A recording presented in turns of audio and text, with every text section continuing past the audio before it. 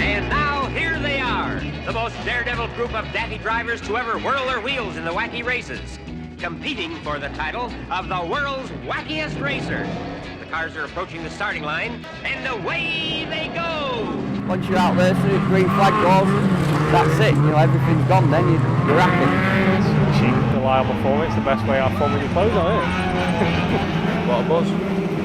Better than any beer, any drugs all like that. Weekend is better than anything like that. Just come here racing at the weekend to get your buzzing well.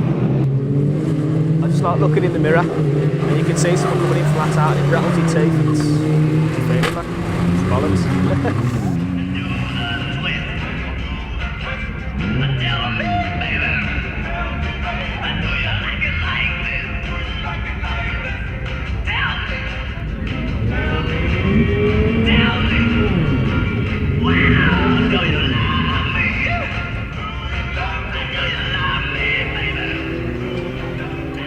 Every weekend, up and down the country, men, women and children flock to their nearest racetrack, looking for some fuel-filled mayhem.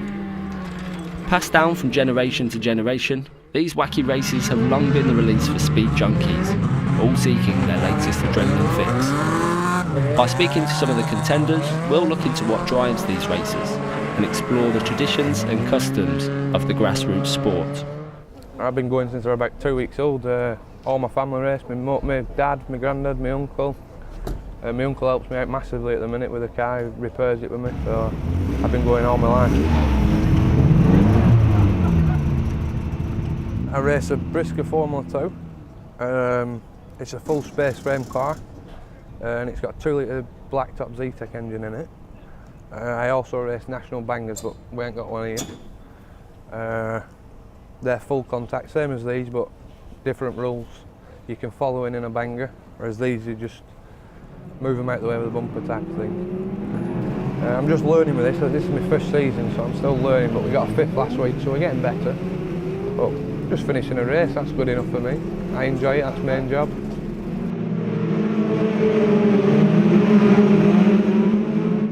I was 9 when I did my first meeting, yeah, 9 years old. It's pretty young, isn't it? Yeah. I can't remember what I was doing when I was 9 years old, but it definitely weren't racing. Nah. Well, it was something. It was all funded by the old man over there, I suppose. So it was easy back then. I started off a couple of my mates from school, and his old man did it as well. And when my mates got into it, we came up here, watched them, and thought, well, why not? We'll give it a crack, and started off from there, I suppose. This is our 7th year. This is our 8th year race, I think. Has it always been bangers, or? No, I started off in the novices here. It's my own track line. And Dad did everything. Is that in your AX? A bit like there. AX, yeah. A bit like there.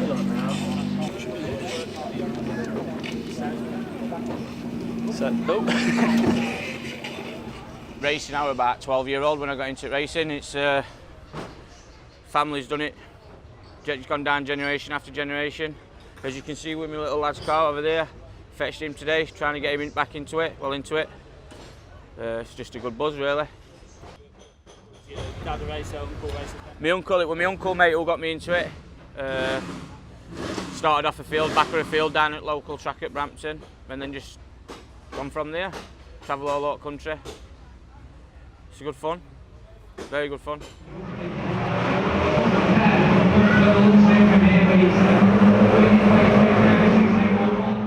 Been doing bangers now for about 7-8 years.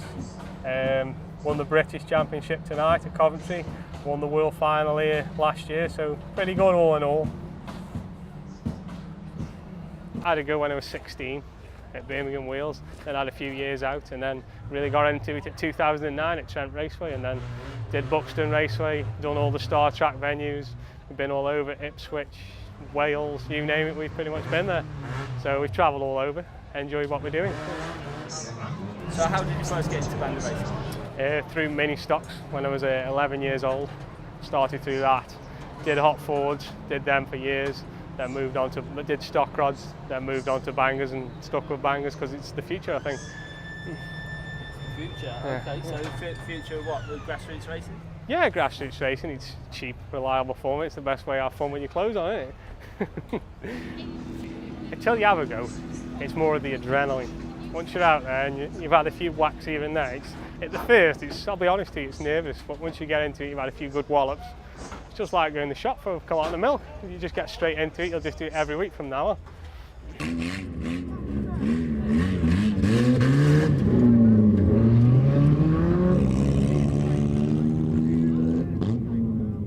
It takes some bollocks, but if you've got all the right safety equipment, it doesn't matter. Like, we just started using a thing called hands device, and that stops you from getting a bad neck. So it takes a lot, don't get me wrong, it's not for everyone to be whacked about every day, every time you race, but it's each to your own, isn't it? Have you ever been injured? Yeah, I've hurt my neck, hurt my back. Touch wood, I've never broke any bones. 3 broken ribs, that's about it. 3 broken ribs, not really much more. Got T-boned, milled and all.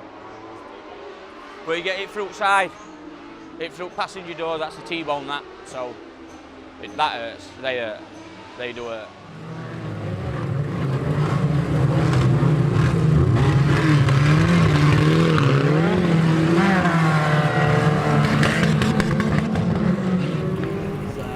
Those injuries sort of make you a bit nervous before you... No, they make you more determined. They make you want to get in it even more. So there's no fear? You always get that, but if you don't have the fear, you shouldn't be racing. That's what you say. You always are scared when you sat in the car. But when the flag goes, you get on the grid, it's gone. You forget about it. It makes you think twice. It does make you think twice, but it's banger racing, isn't it? That's it. You take rough with smooth. If you can gear it, you've got to take it, haven't you?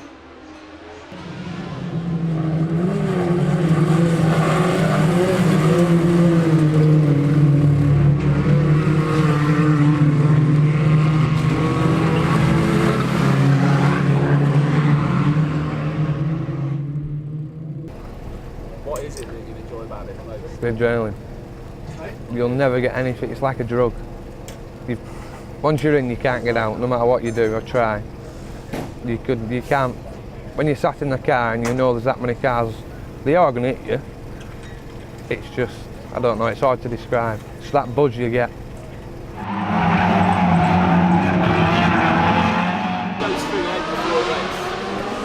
What am I doing here? what are you doing? But it's just a buzz. You can't really say what's going to go on, what's going through your head there. You're thinking, you're just wanting to race, you're wanting to get out there and get stuck into other cars.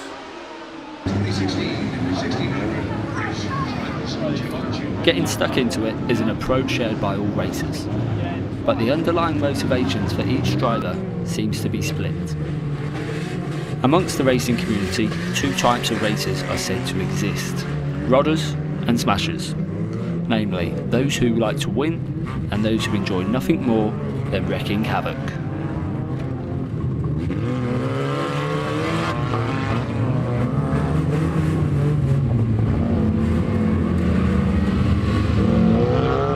Demolition is what I do during the week, and then obviously crashing at the weekend if we can.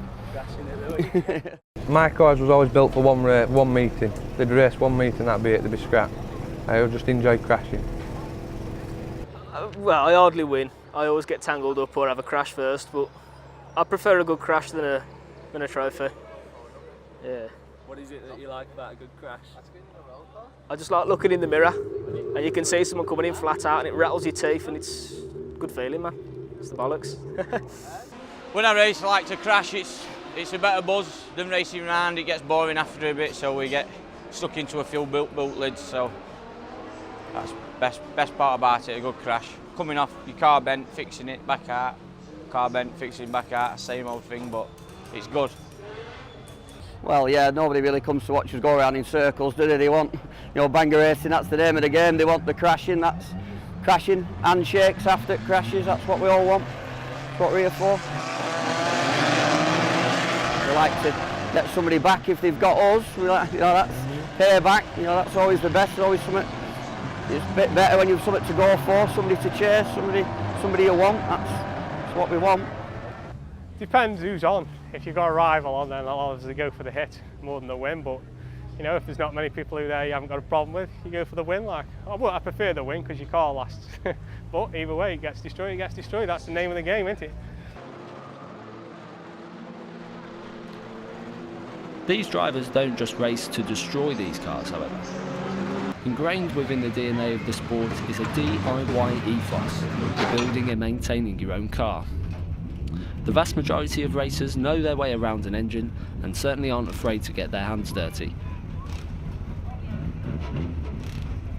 I have a guy that looks after me with cars, so basically this car's come for nothing. I'll hand it back to him. You know, he then weighs it in, it's no different. You know, really it saves him crushing it. I get a bit of fun out of it. I make my own cages, so there's probably, you know, a couple £100 of steel and a bit of your time. That cage will go in next car.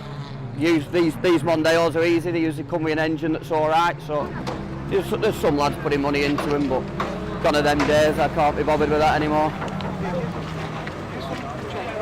We're here to wreck it, that's what we come for. We don't, if it lasts another race, then that's fine, we do another race, but we're here to wreck it, you know, that's why we build it. We don't build it to save it, we'll just build another. So alright, take what bolts out, build another.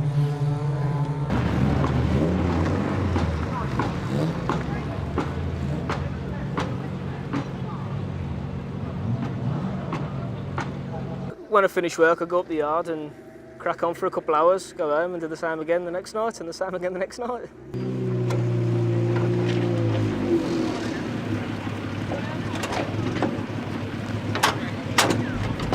Yeah, I learnt off my dad mainly. And then there's bits and bobs you just pick up yourself. I'm seeing how other people build their cars and whatnot, and you think, well, if I try doing that, it might work, and it does, so you stick with it. But the majority of it was taught off my dad, yeah. I've been a mechanic since I was about 14, 15. I worked for my dad instead of going to school. So I got an head start really, and it just went from there. I do it every day as a job. Sometimes it gets boring when you're going to work for doing the same thing and coming home, but I enjoy it. I enjoy fabricating.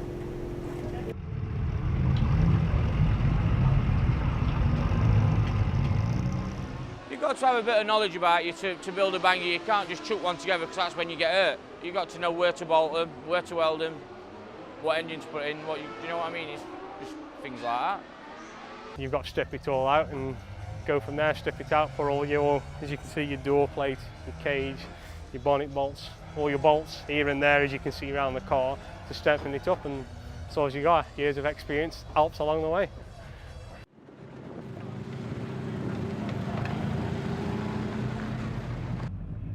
To an outsider, this sport might seem to be an alpha male's playground, using racing to release their revved up anger.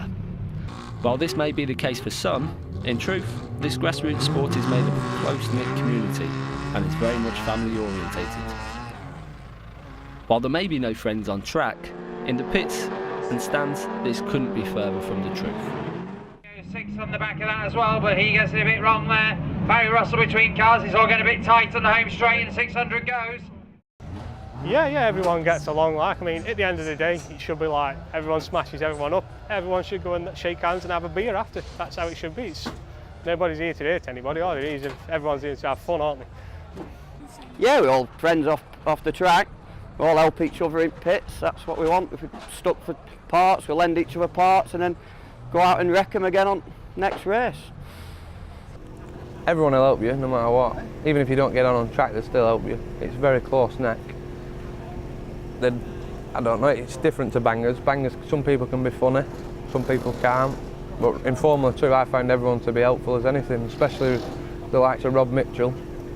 That's where my car come from, Rob's.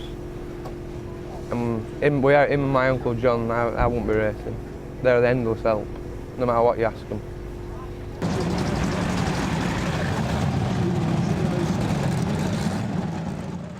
It's not just racing, it's the people you meet along the way, isn't it? You travel all over. It takes a lot of time, you meet a lot of good people, you meet a lot of bad people on the way, but met a lot of good people along the way, I'll be honest to you. So good people, good times, something you really enjoy. It's what you want to spend your money on, I can't really say any more than that.